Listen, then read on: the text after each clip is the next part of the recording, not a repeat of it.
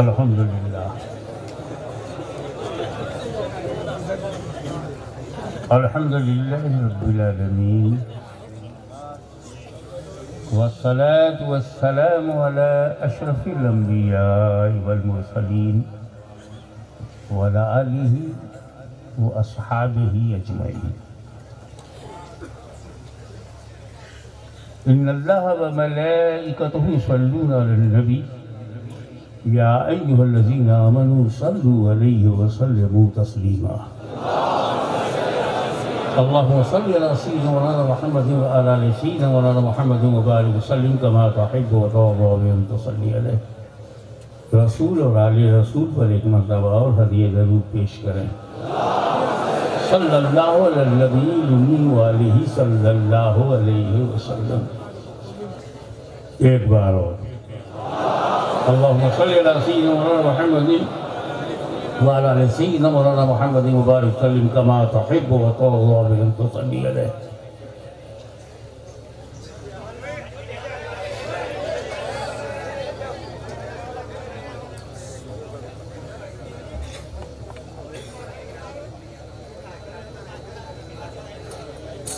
अल्लाह, नबी और वली।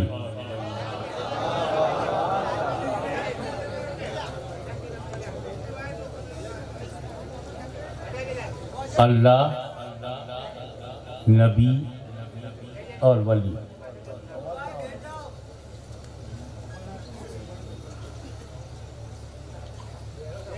दुनिया में दो किस्म के लोग हैं, एक जो अल्लाह को मानते हैं, किसी भाषा में मानते हैं, चाहे हिंदी भाषा में उसे वो ईश्वर कहें, अंग्रेजी भाषा में चाहे उसे गॉड ऑलमाइटी कहें, उर्दू में चाहे खुदा कहें, अरबी में चाहे अल्लाह कहें। इसको माने बगैर कोई धर्म में प्रवेश नहीं कर सकता। तो दो किस्म के लोग हैं, खुदा को मानते हैं तो आस्तिक हैं और नहीं मानते तो नास्तिक हैं। हमारा देश बहुसंख्यक ईश्वर के मानने वाले हैं, आस्तिक हैं।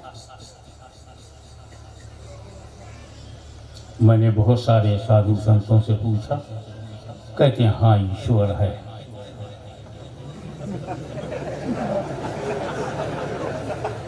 मैंने सिख धर्म के प्रचारक से पूछा, कहा गुरु तो हमारे नानक हैं मगर ईश्वर है। और मुसलमान तो 1400 साल से कह रहा है खुदा है। इससे पहले भी ईसाइयों ने माना, जब ईसा ने समझाया हाँ खुदा है।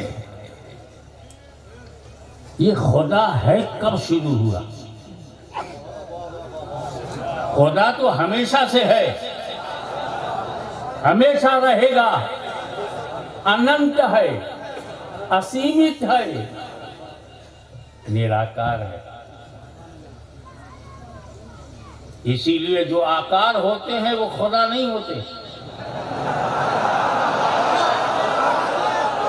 बहुत समझदार है।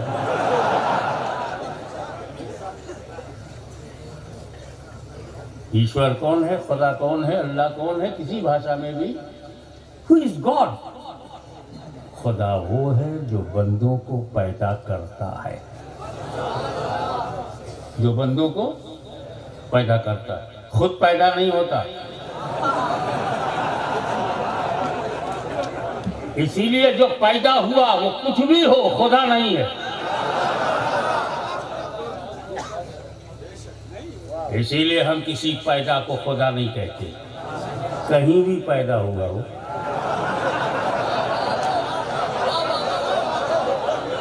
चाहे मक्के में पैदा हो, चाहे मदीने में पैदा हो, चाहे काशी में पैदा हो, चाहे मथुरा में पैदा हो, चाहे अयोध्या में पैदा हो, पैदा है तो खुदा नहीं और खुदा है तो पैदा नहीं। हमें जमीन के लिए अपना दीन क्यों छोड़ रहे हो?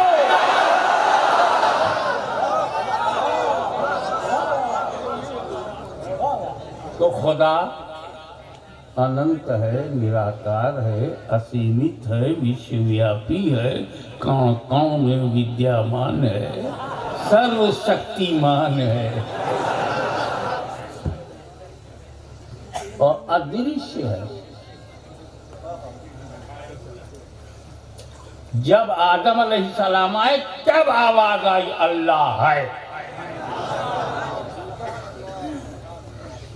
जमीन पर सबसे पहले जिसने कहा अल्लाह है वो उम्मती नहीं है, नबी है।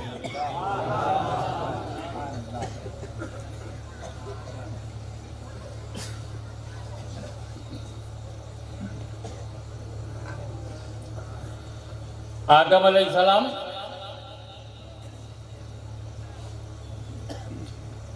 और उनकी बीवी माई हवा, हम सब की दादी, आदम अलैहिस्सलाम हम सब के दादा, सबके दादा।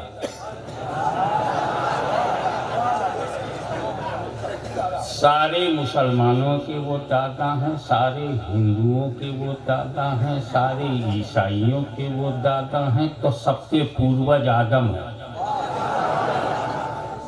तो पूर्वज का धर्म अपनाना है तो आदम का धर्म अपनाओ।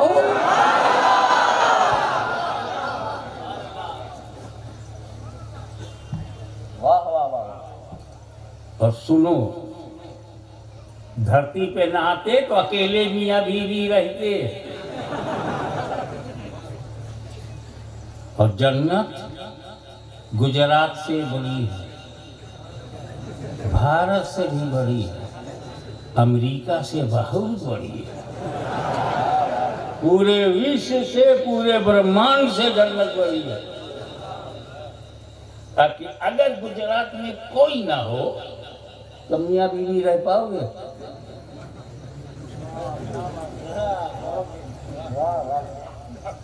तो आदम को पता था कि सिर्फ मियां बीवी के लिए जन्नत नहीं बनी है। इतनी विशाल जन्नत, इतने विशाल वैकुंठ, सो बिगेस्ट हेवन, पैराडाइज, सिर्फ दो आदमी के लिए नहीं है। इतना बड़ा भारत दो के लिए नहीं है।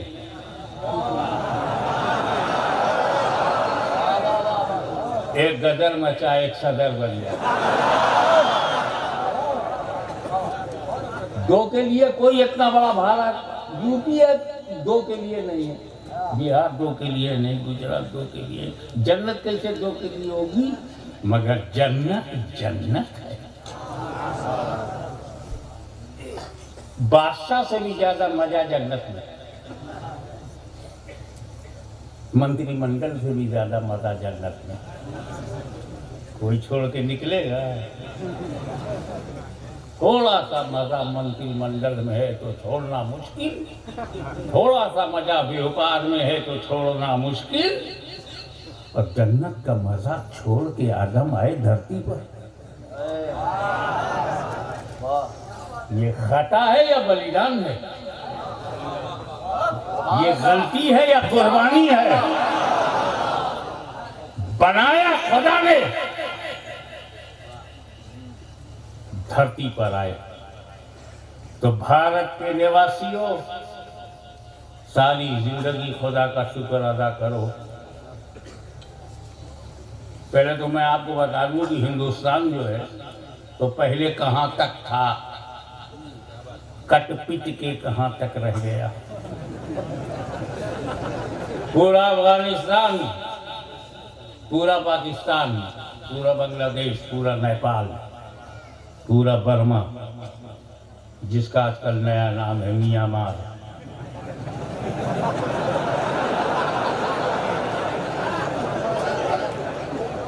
और उसने मियां को मार के साबित किया कि हकीकत में म्यांमार है।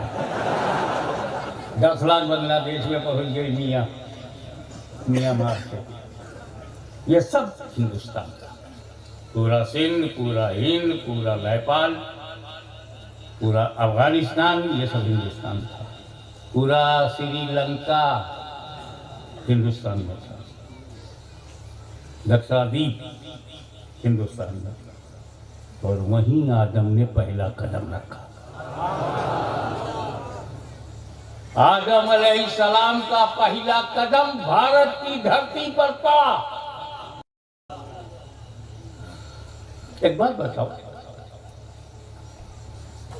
मैं किसी ऐसे जंगल में चला जाऊं जहां कोई मानव ना हो, कोई आदमी ना हो, सिर्फ पेड़ पौधे हो, झाड़ हो, जंगली पशु पक्षी हो, आदमी ना हो, तो जहां मैं कुटिया बना लूंगा, जहां मैं रह जाऊंगा, वो मेरा है ना। उस एरिया का मालिक मैं बनूंगा ना, जहां अकेला चला जाऊंगा, कोई है ही नहीं। तो आदम ने जब धरती पे कदम रखा तो कोई दूसरा आदमी था ही नहीं। और हिंदुस्तान में कदम रखकर उन्होंने बता दिया कि ये आदम की जागीर है और हम आदम की औलाद हैं। कान खोल के सुन लो, हम भारत में किराएदार नहीं, ये मेरे बाप की प्रॉपर्टी है।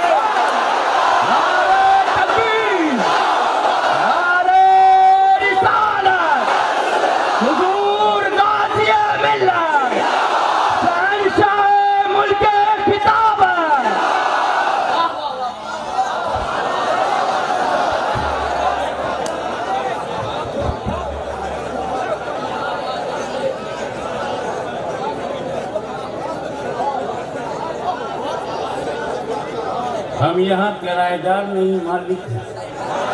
मालिक की औलाद मालिक होती है।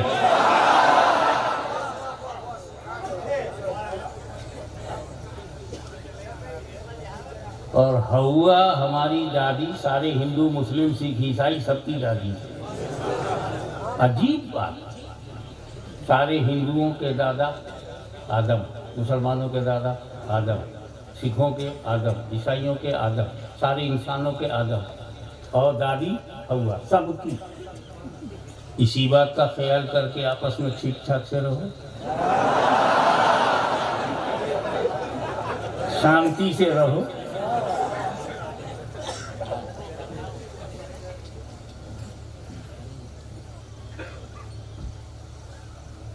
और माँ का एहसान है, माँ का जबरदस्त एहसान है। माँ ना होती तो गर्भावस्था में हम कहाँ होते। 9 महीने तक जो सुस्ती पे सुस्ती और कमजोरी पे कमजोरी सहती हुई इसने हमें जन्म दिया, वो माँ। और कुरान कहता है वबिल वालिदैन इहसाना, अपने माँ बाप के साथ उसने सलूक करो। Be good for parents, you are slave of your parents. बेटो, तुम बेटा नहीं हो अपने माँ बाप का, गुलाम हो। तो गुलाम हो। ये बात कहने की नहीं है कि माँ के पैर के नीचे जन्नत है। तुम 10 वक्त की नमाज पढ़ो, 50 हज करो, हर साल ज़कात दो, 10 मदरसे बनाओ, अगर तेरी माँ तुझसे नाराज है तो कुछ काम नहीं आएगा। डरो।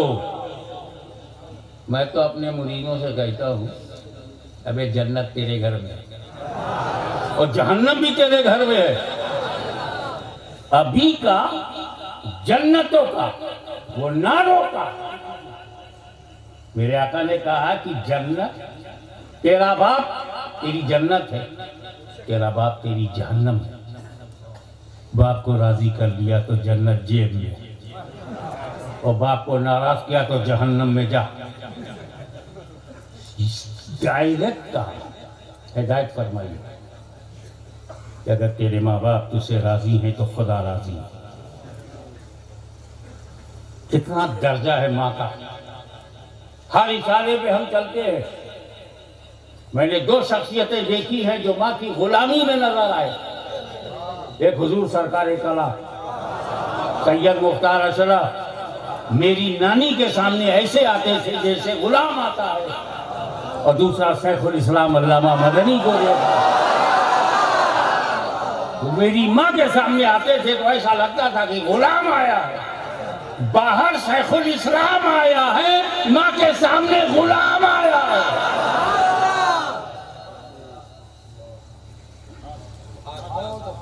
तो जिसे हम माँ कहते हैं बहुत सोच समझ कर कहते हैं, सबको हम अम्मा नहीं कहते।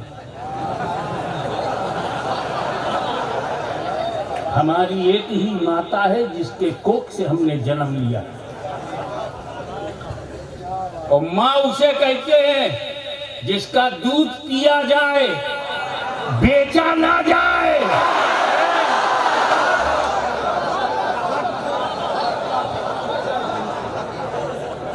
हम माँ के बेटे हैं, प्रॉपर्टी हैं, कारोबारी नहीं है।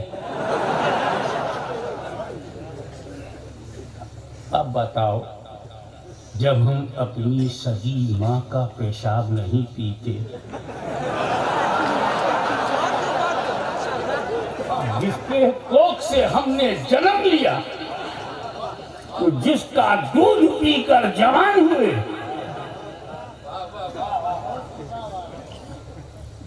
तो जिससे हमारा कोई रिश्ता नहीं, उसका क्यों पिए?